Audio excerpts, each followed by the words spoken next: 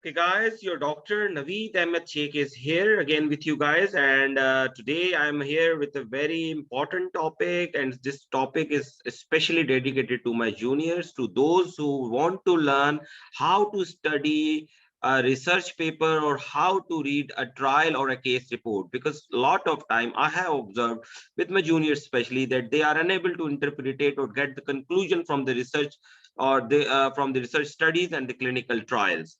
So without wasting time, we are moving towards a trial known as a treat trial. And with that studying of that treat trial, I will make you understand that how you will be able to read a trial and how you have to read a trial.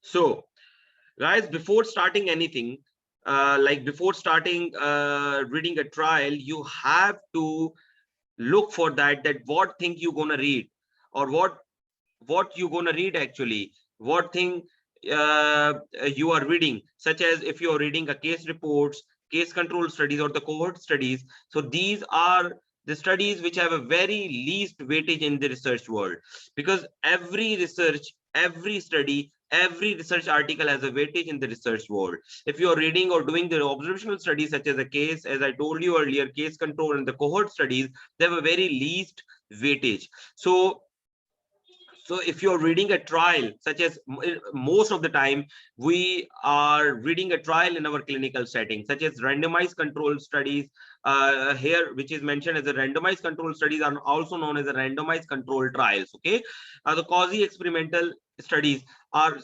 also a part of experimental study, so it has a somehow more weightage than the observational studies. In our clinical setting, most of the time you're going to read a clinical trials. So there is a big difference between studies and the trial.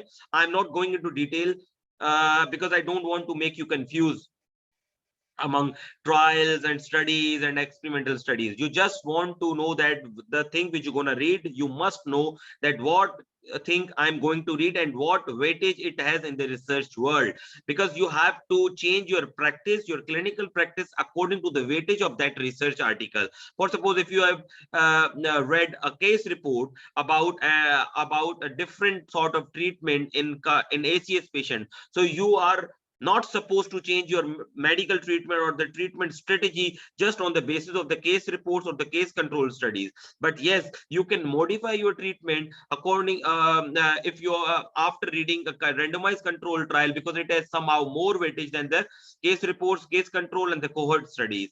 Same as this the like the meta analysis and the systemic reviews, they are known as the studies of studies, like fathers of the fathers. Why? Because in systemic reviews you have to take a bunch of studies and make a review out of them. So that review obviously is more authentic, and it would be more powerful than the randomized control studies alone. Why? Because when you take a lot of randomized control studies and make a systemic review out of them, obviously that would be a major impact, and or the major effect, or its results would have a major impact on your clinical setting. Same as for the meta-analysis. Meta-analysis has the highest among has the highest impact factor and weightage among all the studies and in the whole research world. Why? Because in meta-analysis you have to take a lot of studies, and you take like a lot of sample size from all the randomized or the majorly, or like the more of the, like a bunch of the randomized control trials, and you make a data out of them, and then you analyze that data and make a conclusion out of them. Then obviously the meta-analysis has more weightage than the systemic review. Now you will ask me that what is difference between meta-analysis and the systemic review. In systemic review, you are not taking data of a lot of studies, you are just reading the studies and making a review out of them. But in meta-analysis you have to take a data of like 10, 100 or 200 or 500 or 1000 of studies, and then you make a bigger data out of them, and then you analyze that data and make conclusion out of them. So obviously the meta-analysis has a more or the most weightage in among all the studies. Now I am taking an example of a treat trial over here. Then from, like, before starting anything, you have to ask yourself that from where to start. From where you have to start? You have to start from the the type of the study, as I told you, at the advantage of the study, as I told you, and the objective of the study, that what study before doing that study, the author, what objective has been set by the authors. So as in the TREAT trial, which was the ticagrelor versus clopidogrel in the patient with STEMI treated with fibrinolysis, as with the title, you are getting that this is the trial somehow between comparison of two drugs. One was the ticagrelor and second was the clopidogrel. And what was the sample? What was the population? The population was the STEMI treated, those patients who were treated with fibrinolysis, and those patients are of STEMI patients. Like, what was the objective? The objective is very important. Why? Because objective is something which you are looking for in your study. So what were they looking in that TREAT trial? They were looking for they were evaluating the ticagrelor, and they were evaluating the comparison of actually ticagrelor with the clopidogrel among which patients, among the patients who received fibrinolytic therapy for STEMI. So the setting was of STEMI, and the population was of those population who were having the fibrinolytic because of STEMI, and they were comparing two drugs. Okay, so you have to ask yourself from where you have to start. You have to start from the objective and the title of the trial or a study. So in TREAT trial, they were comparing two drugs called clopi and the ticagrelor, and in those patients who were having fibrinolytics because of STEMI, secondary to STEMI.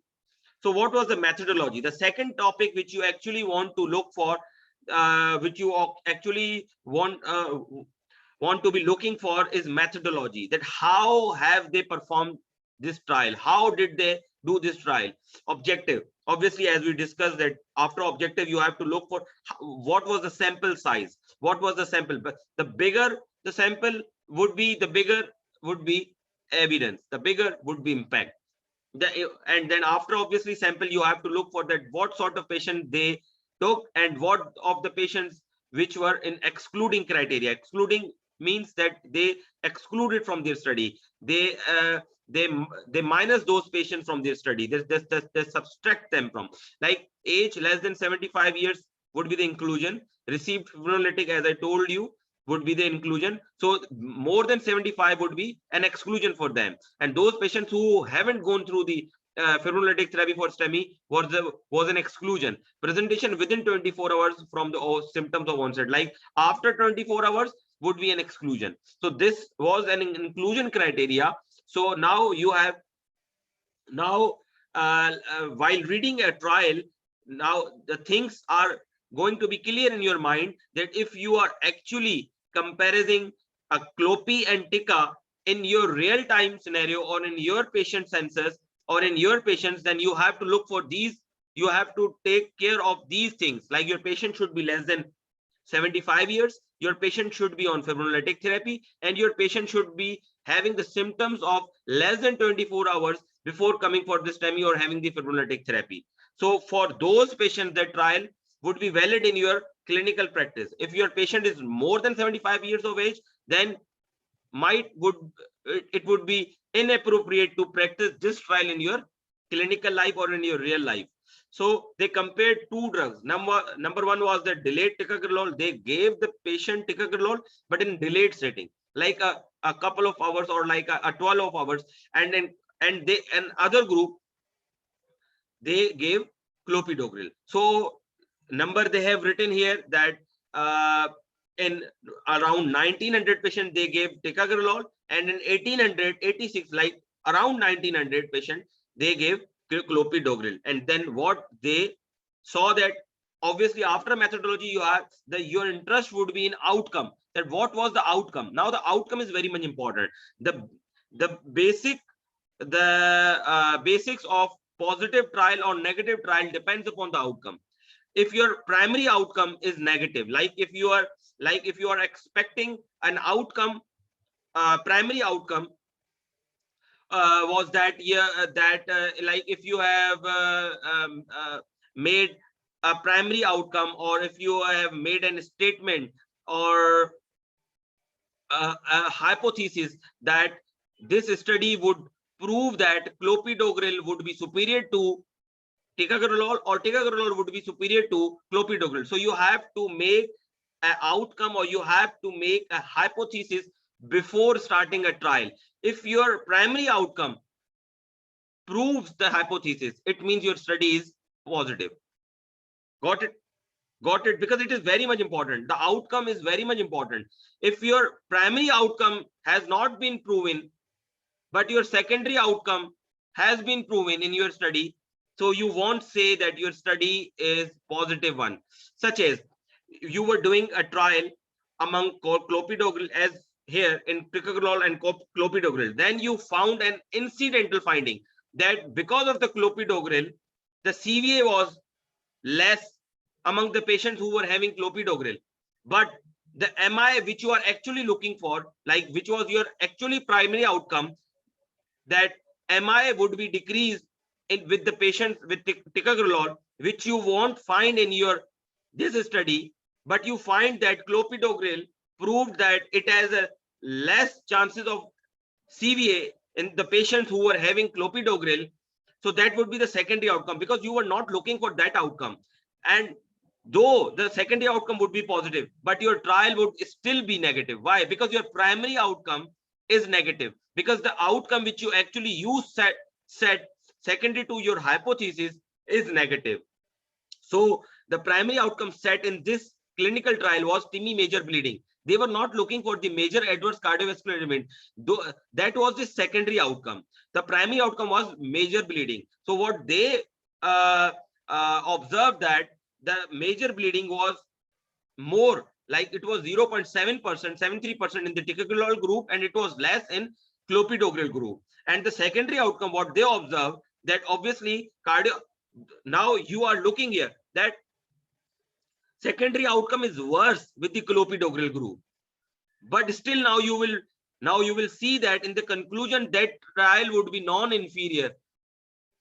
Like this, that trial would say that would conclude that clopidogrel would be non-inferior to ticagrelor.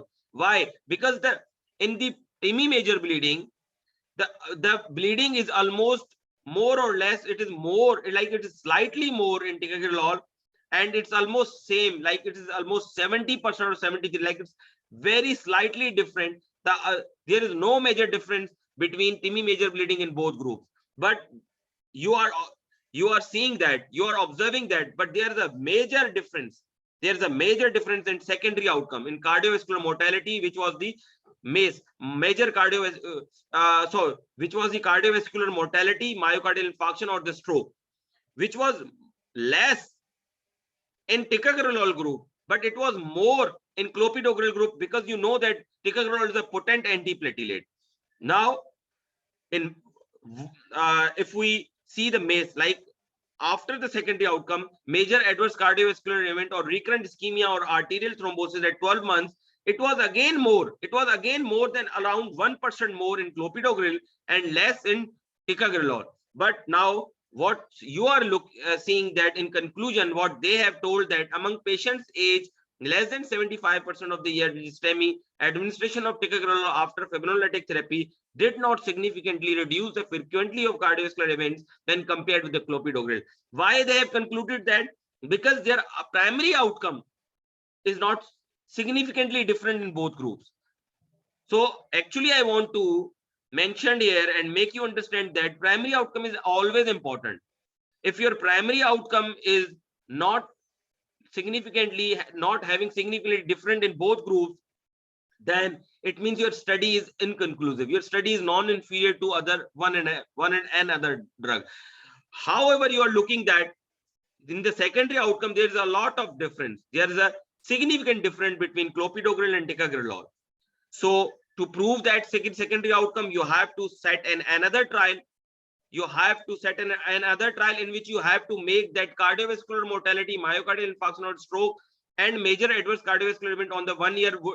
You have to set all these things as a primary outcome in the next trial. Then you will be able to prove that ticagrelor is superior to clopidogrel. In that setting in which you have set a primary outcome, only a major bleeding, in which you set a major bleeding as a primary outcome, you are unable to conclude that ticagrelor is superior to clopidogrel. However, this trial concluded on the basis of TIMI-free major bleeding that clopidogrel and ticagrelor both are non-inferior. Okay, so I hope that from next time you will be able to understand, and you will be able to understand the trials, and I will keep posting the recent trials about, especially for the cardiovascular diseases, on or the updates of ESC and AHA. So be with me, keep tuning Dr. Naveed Ahmed Sheikh on YouTube, and must subscribe my channel and share it as soon as much as you can. So take care. Allah Hafiz.